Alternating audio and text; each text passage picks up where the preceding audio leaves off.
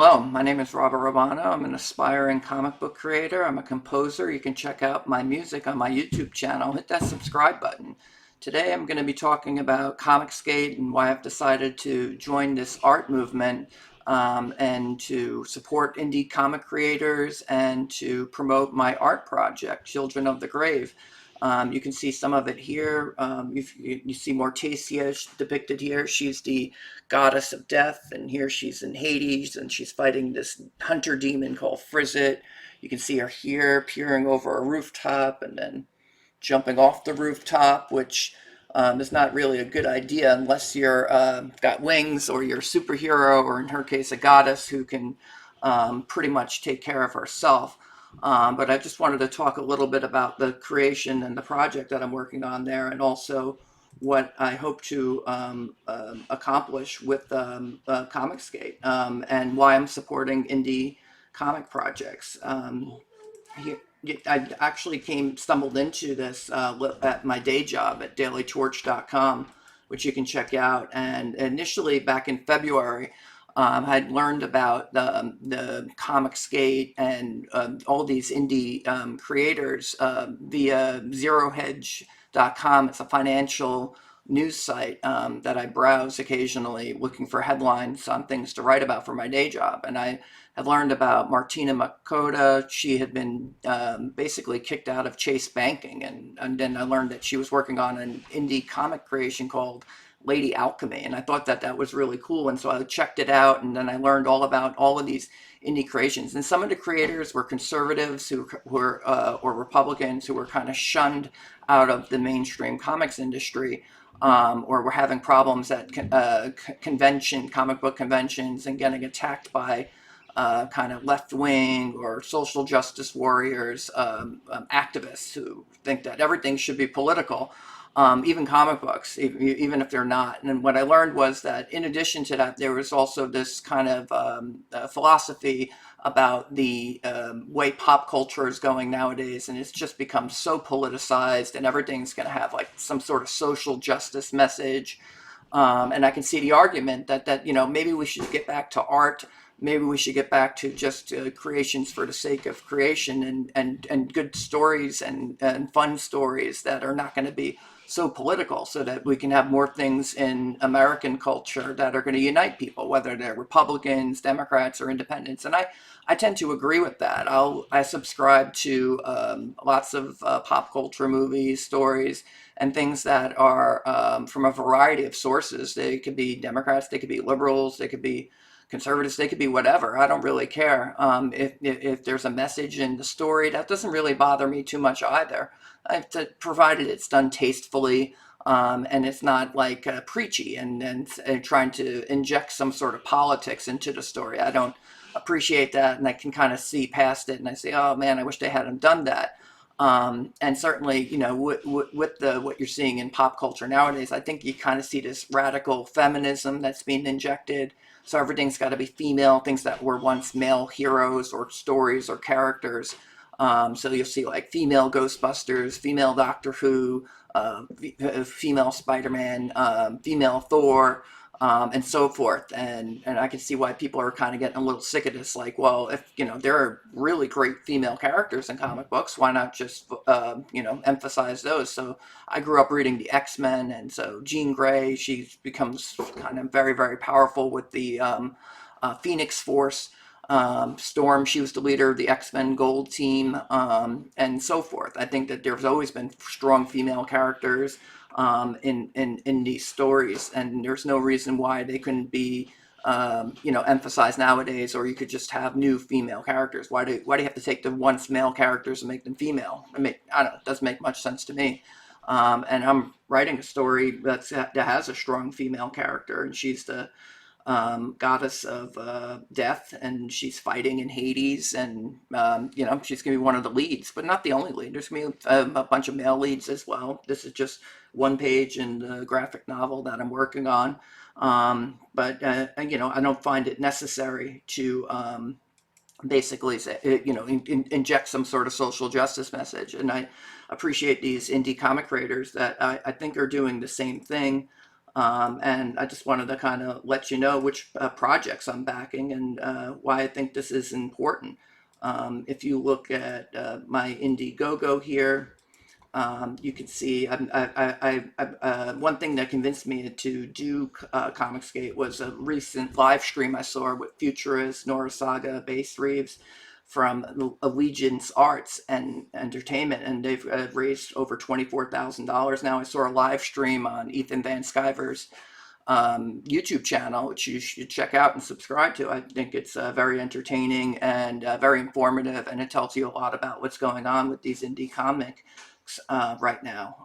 And so since I got started, though, back in February, I backed Lady Alchemy, Demons Volumes 1 through 3, Red Rooster, Cyberfrog, Meg, Six Gun Samurai, Deal with the Devil, Jungle Comics, Long Harbor, Trixie Kane, Blood Reaper, The Case of the Littlest, Umbrella, Lone Star and Monster Hunt, Black and White, Brand, Jawbreakers, Earthworm Jim, Graveyard Shift, Offworlder. That one got refunded. Sometimes these projects, they don't get fully funded, and then they don't end up doing it. Starblades Volume 1, Gunship Thunder Punch, Mary Sue, Doom Kicker, Detective Dead, Crimson Moon, Soulfinder, Sovereign. Let's see here. Wisdom Comes. That one didn't get funded, unfortunately. It looked really cool. Vestige, The Gods Fear Me, Agent Poso, Ardena.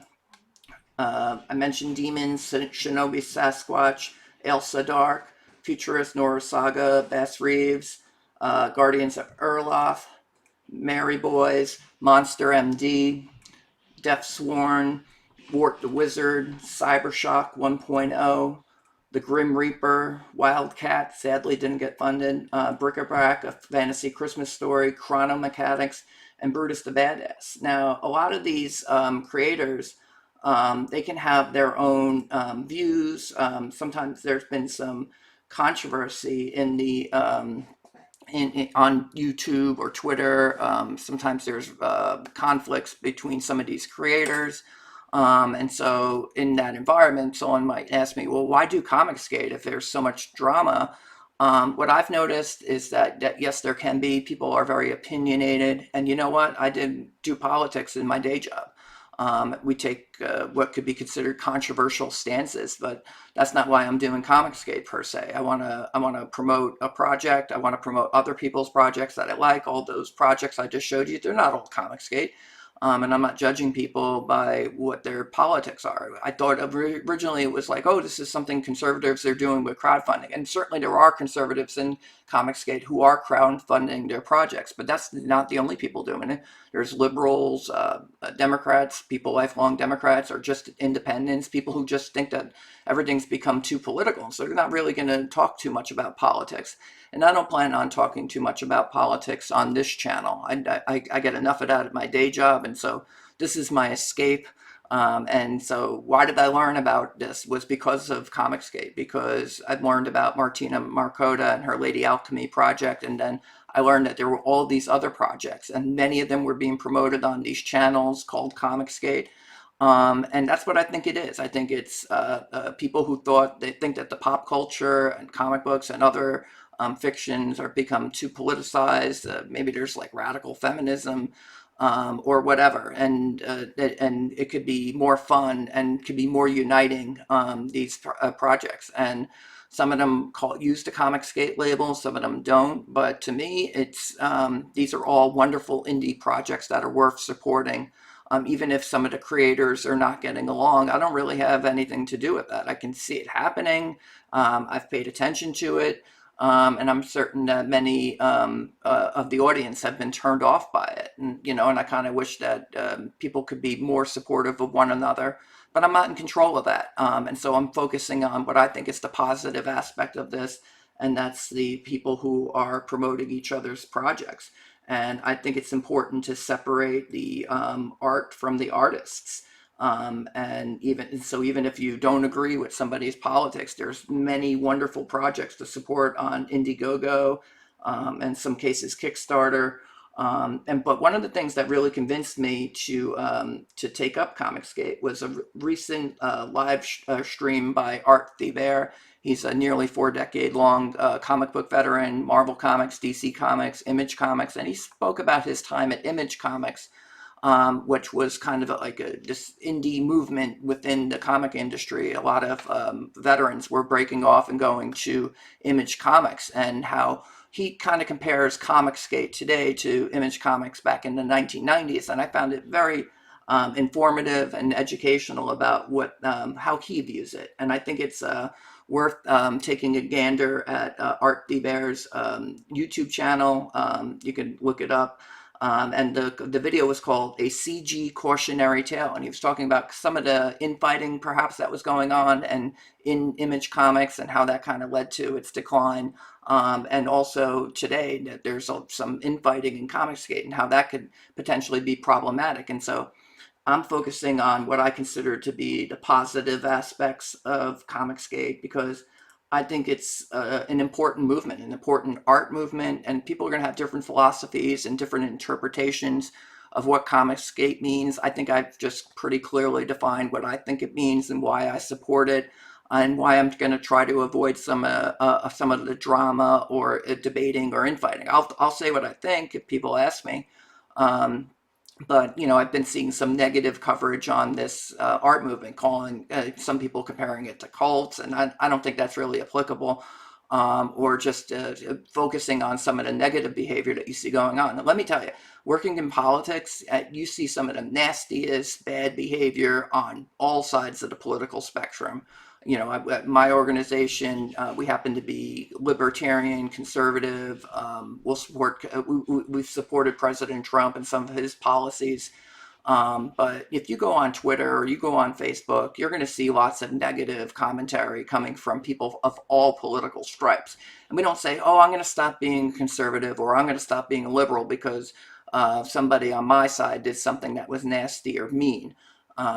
We just don't operate that way. You're going to focus on, we do it professionally, so you would focus on things that are positive or constructive from a policy perspective, that are going to actually tell you something about issues that are going on. And I think that's a good philosophy, I think, to follow when you're involved with any movement or any organization per se. You're not going to agree with every single person that's participating, and you don't need to. You can focus on you can offer your own interpretation of what, in this case, Comicsgate is all about, and that's what I'm doing here. And so I hope you'll subscribe to my YouTube channel and follow my Children of the Grave project. I've been working on it for almost 20 years, and a lot of it in my head, but I actually started a role-playing game company back in the early 2000s. So I was only about 21 years old, and I was promoting Children of the Grave, and we published a PDF book of kind of a campaign module, and we sold like 20 copies. And then I told my writers and artists that I was working with, oh, sorry guys, I got to go back and finish school now. And now, at the time I was in art school, but I switched over to political science, and so my project kind of went by the wayside, but I'm picking it up again. The Comicsgate movement has inspired me to really get this set up, and so I'm going to try to promote this YouTube channel, build up a little bit of an audience for people who care about me and my work. And hopefully you can find me on Twitter as well. And again, hit that subscribe button, and you have a good day.